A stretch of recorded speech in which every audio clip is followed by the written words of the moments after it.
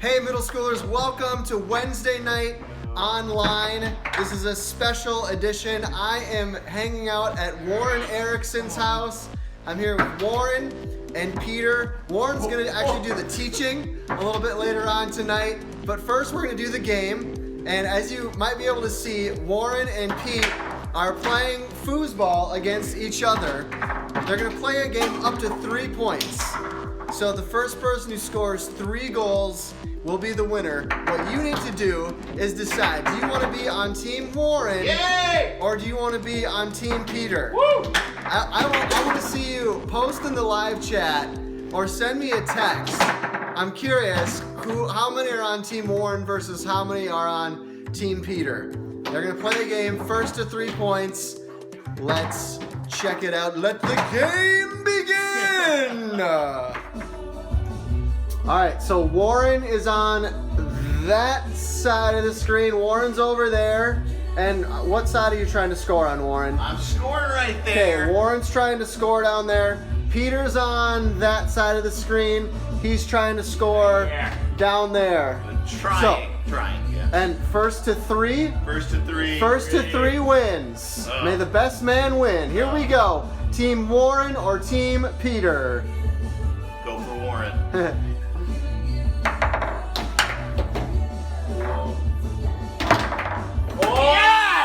That's a score for Warren. Baby.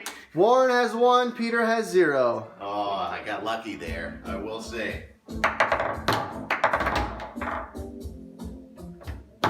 Ooh! Darn it. That's a goal for Peter, 1-1. Oh yeah, it's 1-1. Record it. Oh! Woo! That was close. No!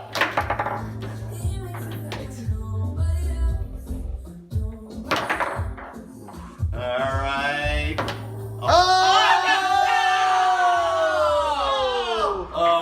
That was brutal. I did that to myself. This is GP. 2 to Peter, 1 to Warren.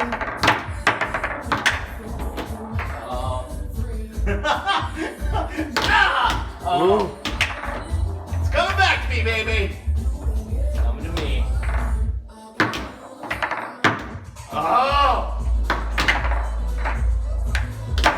Can't get it out of there.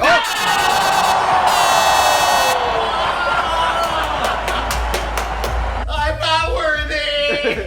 Peter is the winner. Your middle school mastery. That's 2 own goals. You won dirty.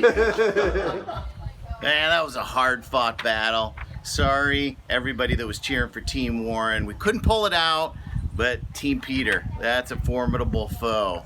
So, thanks for hanging in with us. Right now, we're going to introduce the funny video of the week. Drink your milk, kids. I don't want milk. Milk's for babies.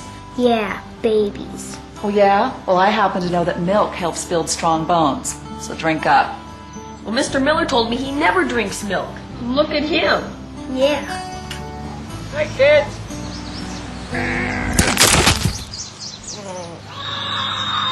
Oh, that's not good. Got milk. So, hey guys, it's been a while.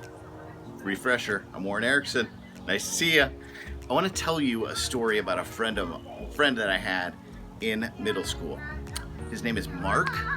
Mark and I were friends all growing up.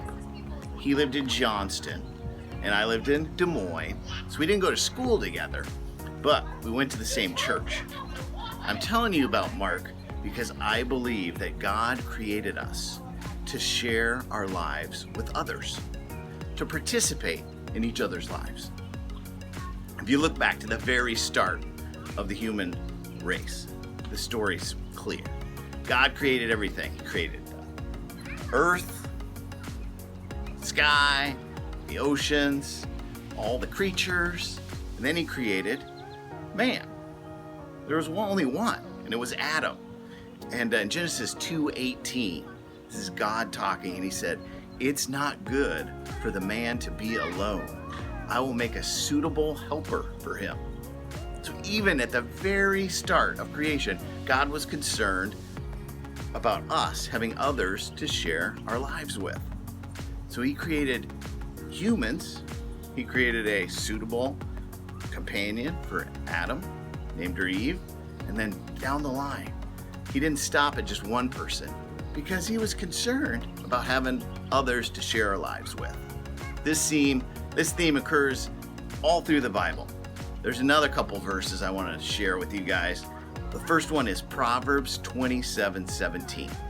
And it says, "As iron sharpens iron, one person sharpens another." What is that talking about? Well, how do you sharpen a knife? Well, I've got a couple props here. A knife sharpener and a knife. You're supposed to keep this knife like a 20% angle. And you kind of hold it like that and go down. And what's going on here? Well, this knife has a blade on it. And you're supposed to get that blade as sharp as possible so that when you're cutting things, it works right.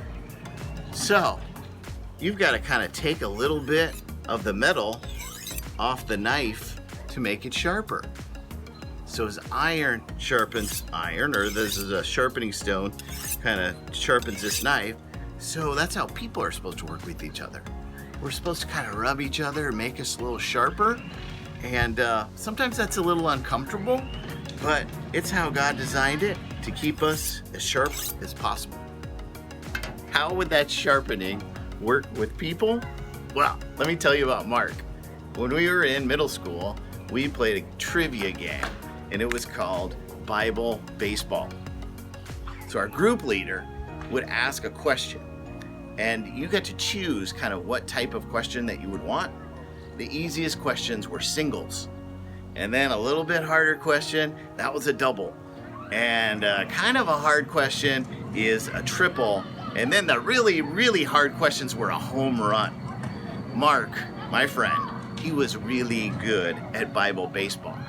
And he was good because he took an interest in the Bible and he studied it on his own. And he encouraged me to do the same. He would often ask for the home run question on Bible baseball. And he most of the times he got it right. I remember one. This is when I was in middle school. The question was, what's the Hebrew name for skull? I have no idea. Mark, he knew what it was. It's Golgotha. I don't even know how he knew that, but he got a home run. Our team probably won Bible baseball, and I was encouraged by Mark. Another thing we did together is, as our youth group, we could memorize scripture to help pay for our summer camp. So, Mark and I would kind of work off each other and help each other memorize the scripture. We made a game of it so we could both manage to pay for much of our summer camp by memorizing scripture. That was great, but it was something that I wouldn't have done without Mark in my life. So you can kind of see how Mark helped sharpen me, and he made me want to learn more about my spiritual life. Another verse I want to point out to you, it's in the New Testament. It's in Hebrews chapter 10, verses 24 and 25.